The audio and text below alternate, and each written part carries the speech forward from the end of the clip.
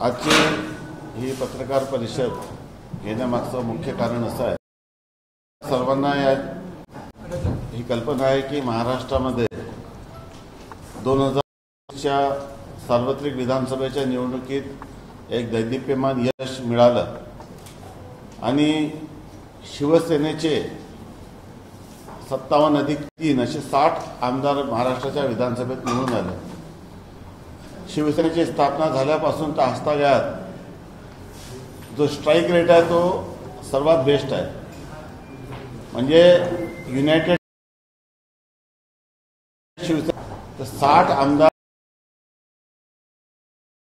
जवळपास विधानसभेचे सदस्य लढत असताना एवढ्या मोठ्या संख्येने आमदार निवडून आलेच। सोबत सरकारी आली। महाराष्ट्राच्या इतिहासात जितकं यश कधी मिळालं नाही विरोधी पक्षाला तितकं मोठं यश मिळालं। त्यासाठी माननीय एकनाथजी शिंदे शिवसेनेचे मुख्य नेते व विद्यमान उपमुख्यमंत्री यांनी महाराष्ट्राच्या सर्व विधानसभेमध्ये जिथे पक्षाला आमदार लोकांनी निवडून दिलं आणि जिल्ह्यात शिवसेनेचे आमदार निवडून आले अशा सर्व मतदारसंघामध्ये आभार सभा घ्यायचा निर्धार आणि निश्चय केला होता। त्याला अनुसरून रामटेक विधानसभा क्षेत्रामध्ये धनुष्यबाण या चिन्हावर 5व्यांदा शिवसेनेचा आमदार निवडून आला आणि सर्व माझ्या मतदारसंघाच्या जनतेचे, जिल्ह्यातील सर्व शिवसेनेचे पदाधिकारी व कार्यकर्ते यांना आणि सर्व जनतेला, मतदारांना आभार मानण्यासाठी स्वतः माननीय एकनाथजी शिंदे 20 तारखेला रामटेक विधानसभा क्षेत्रामध्ये कन्हान या शहरामध्ये येत आहे। त्यांच्यासोबत काही मंत्री देखील असतील। अजून त्या संदर्भामध्ये अंतिम निर्णय म्हणजे ती यादी आलेली नाही, परंतु स्वतः शिंदे साहेब 4 ते 5च्या दरम्यान कन्हानच्या तेजाब कंपनी ग्राउंडमध्ये, म्हणजे जो कन्हानला जिथे माझी निवडणुकीची शेवटची सभा झाली होती प्रचाराची, त्याच मैदानात शिंदे साहेब येत आहेत आणि सर्व जनतेचे, मतदारांचे आभार मानण्यासाठी ते येत आहे। आणि त्या सभेमध्येच तसं तर जे शिवसेनेचे सदस्य नोंदणी सुरू आहे किंवा काही प्रवेश आहे या संदर्भामध्ये देखील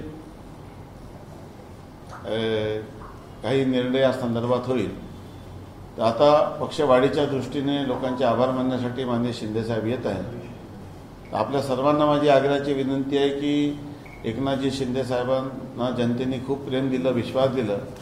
इतक्या विपरीत परिस्थितीमध्ये शिवसेनेची मध्ये जे काही राजकीय घडामोडी घडल्या त्यानंतर सर्व लागलेले दाग पुसून जनतेमध्ये आपलं स्थान आपल्या कर्तृत्वातून, आपल्या कृतीतून त्यांनी निर्माण केलं आणि महाराष्ट्राच्या जनतेमध्ये एक लोकप्रिय मुख्यमंत्री म्हणून त्यांनी जी ख्याती आपली निर्माण केली, कॉमन मॅन म्हणून त्यांनी जे आपलं स्थान जनसामान्यामध्ये स्थापित केलं, त्यातून लोकांनी भरभरून प्रतिसाद त्यांना दिला। त्या सर्व जनतेचे आभार मानण्यासाठी ते रामटेक मतदारसंघात येत आहे। त्यासाठी मी त्यांना देखील धन्यवाद देतो।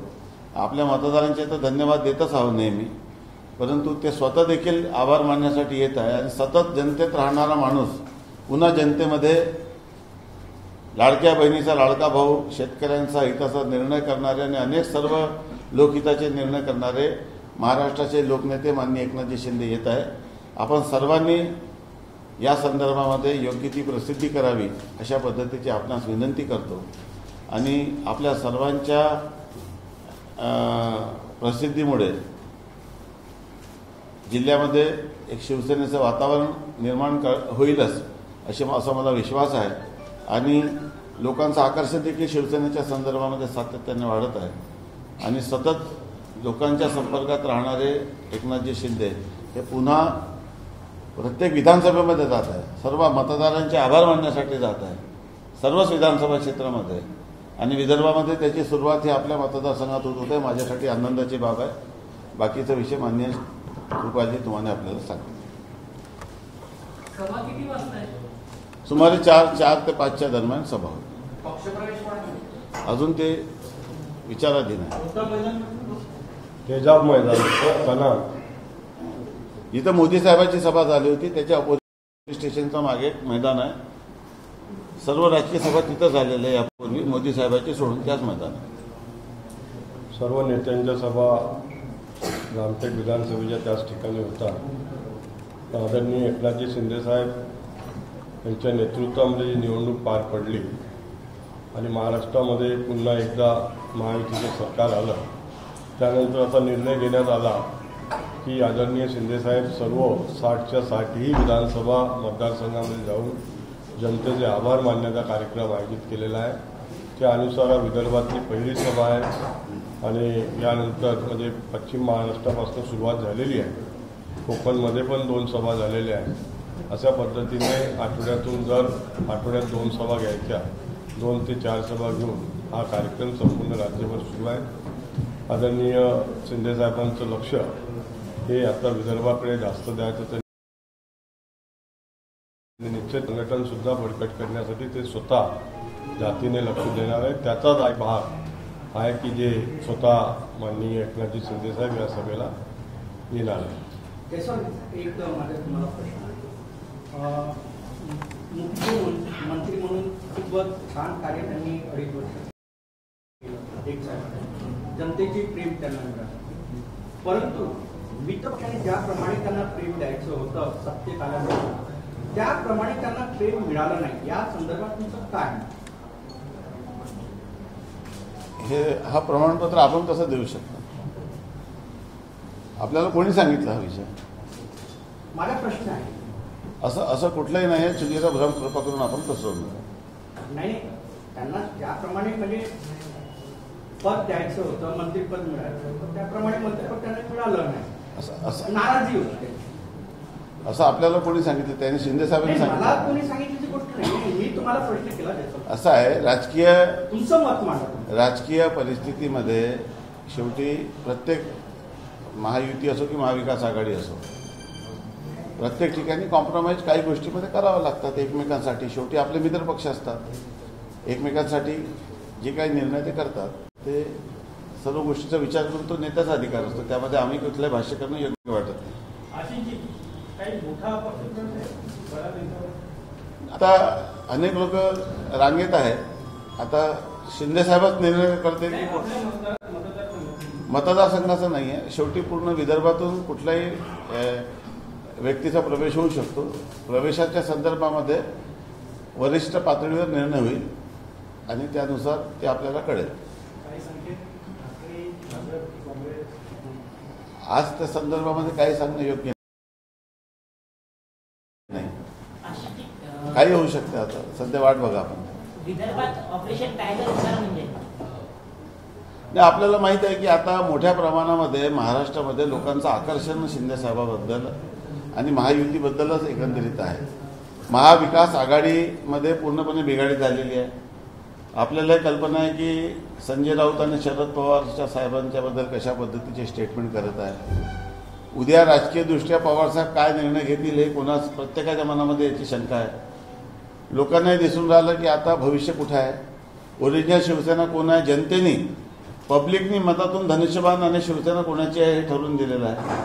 त्यामुळे आता लोकांचं आकर्षण राहणारच आहे. परंतु स्क्रीनिंग करून कोणाला प्रवेश द्यायचा आणि कोणाला प्रवेश नाही द्यायचा हा निर्णय शिंदेसाहेब घेत असतात आणि ते असा निर्णय करते. युतीमध्ये असा फॉर्म्युला होता की जिथे दुसऱ्या पक्षाचे मंत्री आहेत तिथे संपर्क मंत्री राहायचे. आधी होतं 90 आता भाजप संपर्क मंत्री अपॉइंट करून झालं, तर आपल्याही काही पक्षानं धोरण आहे का? अजून मला या संदर्भामध्ये माहिती नाही. मला असं काही दिसलेलं नाही की कुठं संपर्क मंत्री जाहीर केलेले आहे.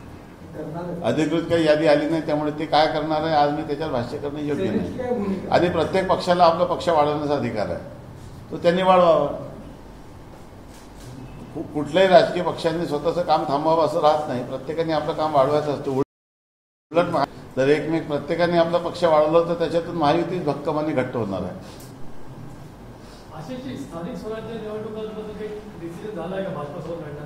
नाही, आता तसं वरिष्ठ पातळीवरून तर निर्णय महायुतीचाच आहे. परंतु एखाद्या मतदारसंघात किंवा एखाद्या ठिकाणी स्थानिक परिस्थितीनुसार काही कमी जास्त निर्णय काय होईल आज मी सांगू शकत नाही. परंतु एकंदरीत महाराष्ट्राच्या सर्व निवडणुका या महायुतीतूनच लढायचा अशा पद्धतीचा निर्णय वरिष्ठ स्तरावर झालेला आहे. अजून कुठल्या निवडणुका जाहीर झाल्या नाही, त्यामुळे आज त्या विषयावर भाष्य करणं योग्य नाही.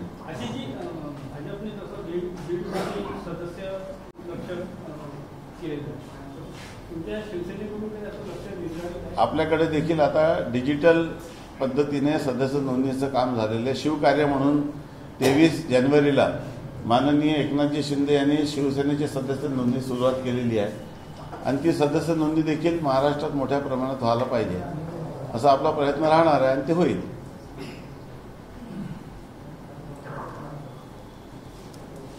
डिजिटल पद्धति से जो सदस्य बने थे भाजपा में, बात करता हूँ, बात करता हूँ, उसमें आरोप लगे थे कई लोगों के कि जो यशवंत स्टेडियम में शो हुआ था किसी गायक का, उस गायक की टिकट लेने के लिए आप SMS करें या मिस्ड कॉल दें, उसके बाद में उन्होंने किया तो उनको मैसेज आया कांग्रेचुलेशन आप भाजपा के सदस्य बन गए। मुझे इसके बारे में कोई जानकारी नहीं है। ऐसी कोई जानकारी ऐसी देखिए हमारा जो है नहीं, सवाल सुनिए मेरा, ऐसी कोई योजना आपकी तो नहीं है भ्रम करने वाली या भ्रम फैलाने वाली? देखिए हम लोगों ने जो हमारे एडवर्टाइजमेंट की है उसमें वो एकनाथजी शिंदे साहब का फोटो है और शिव कार्य में 77030 77030 ये नंबर पे अगर आप डायल करोगे तो इसमें लिखा है, ऊपर ही लिखा है, हम लोग जो कैंपेन कर रहे हैं कि शिवसेनेचा सदस्य होण्यासाठी हा नंबर डायल करा. बाकी के पार्टी में क्या हुआ नहीं हुआ मुझे इसकी जानकारी नहीं है, मैं आपके मुंह से सुन रहा हूँ, मैंने ऐसी कोई बात मैंने मार्केट में सुनी नहीं है. लेकिन हम लोग ऑफिशियली लोगों को डिक्लेयर कर रहे हैं कि ये नंबर आप डायल करिए शिवसेना का सदस्य. तो जैसे ये नंबर आप डायल करेंगे अभी आपको लिख के आएगा, आपका नाम डालो, सदस्य बनने के लिए आपका एज डालो, आपका जन्म तारीख डालो, आपका मोबाइल नंबर डालो, उसके बाद उसको मैसेज आएगा कि आपको शिवसेना का सदस्य बनने के लिए ये डायल करो. तो हम लोग इस तरह की बात कर नहीं रहे, तो हम तो ईमानदारी से बताएंगे लोगों को सदस्य बनने के लिए जिसको सदस्य बनना है वो ये नंबर डायल करेंगे. उद्धव बाळासाहेब ठाकरे पक्षातील एक पक्ष प्रवेश करणार आहे काही आजी माजी आमदार खासदार असे काही आहे? आता ते होत आहे, अनेक लोक लाईन मध्ये आहे, परंतु निर्णय शेवटी हा